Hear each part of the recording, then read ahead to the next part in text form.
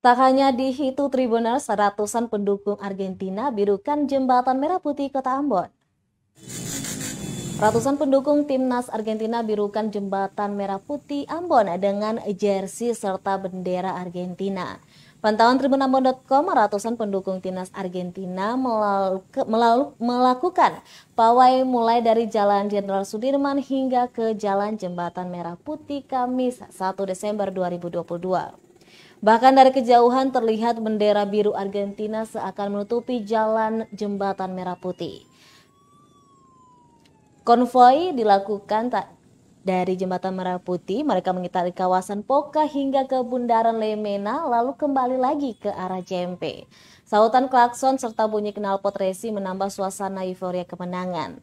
Para supporter pawai merayakan kemenangan Argentina 2-0 atas Polandia yang bertanding di Stadion 974 Qatar Kamis dini hari.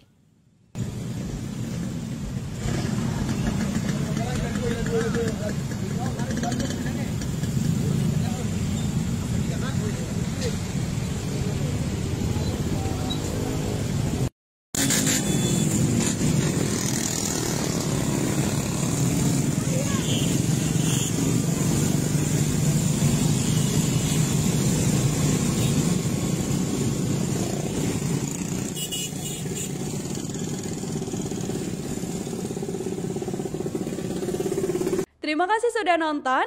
Jangan lupa like, subscribe, dan share ya.